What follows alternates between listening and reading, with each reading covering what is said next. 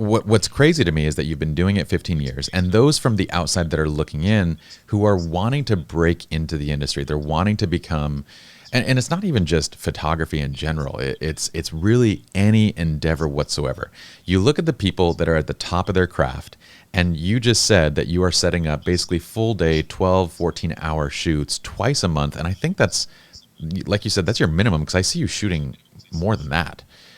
So twice a month, every other week, you're out doing this just for yourself. Mm-hmm. Then you have your client shoots, then you have other commissions, you have everything else that you're working on. So when someone tells me like they want to do something, I always look at it and go, okay, this is a person that's at the top of their game. They're 15 years deep, and they're still doing 1-2 shoots every single week. They're spending 20 hours honing their craft a week. You're not going to be able to compete with 3 hours here and there. You know what I mean? Mm-hmm. Yep. I agree completely.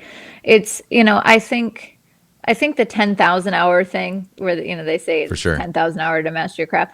I think it's 10,000 hours to master each part of this craft.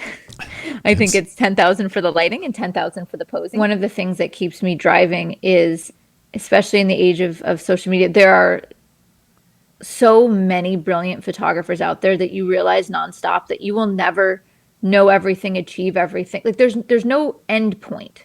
For sure. I think.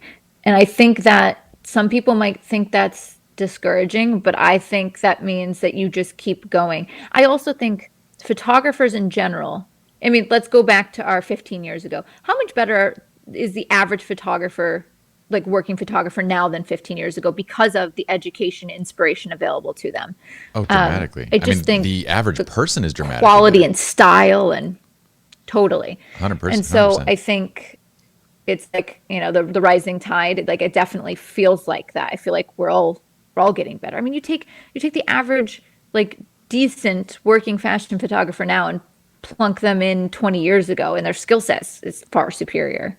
Yeah. One of the things, go back to Lindsay's website for just a second, because one of the things that I think you've done very well, and just kind of slowly scroll through here, Anthony, you have, so going back to this 10,000 hour idea, you yourself have however many tens of thousands of hours in each of these different realms. Mm-hmm. But what you've also done is for each of these shoots, it feels like you have brought in a team that has 10,000 hours in their own realms when it comes to makeup, when it comes to wardrobe, when it comes to the model themselves and the experience they have, when it comes to retouching. So you've kind of put together these teams of masters that are behind this incredible body of work that you have. It's very special to look at. Thank you. I don't know. I'm sorry. I'm lost just staring at them now. It's for sure true. But I also think people love to take a cop out of why their work doesn't look like XYZ. They'll say, okay, well, your models are better. Your hair and makeup is better. I can't do that. Like, you have access to these things. And I just think it's the biggest cop out ever, because where do you think I started? Yeah. Like, I started photographing my classmates. I worked with a hair and makeup artist around the corner at the hair and makeup salon. Some of these people I continued to work with, and we grew together. We put together our 10,000 hours as collaborative effort. And then other times I would find artists that I would reach out to that would help jump me up in quality.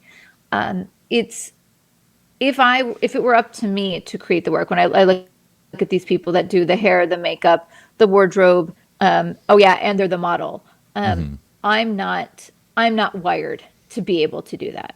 Some people, I feel as though they have such a complete vision in their head. They know exactly what they're looking for. But I'm not like that, in the sense that I need to plan, and my mantra of things is plan enough so that you put incredible things in front of your lens to be inspired by. Mm-hmm. And then build from there. And then I can feel from there what's the appropriate lighting, and then what pose is fitting that mood, and all of those things. So I'm just not one of those people that pre-visualizes everything to a T. I plan as much as possible and then try to evolve it to its highest state.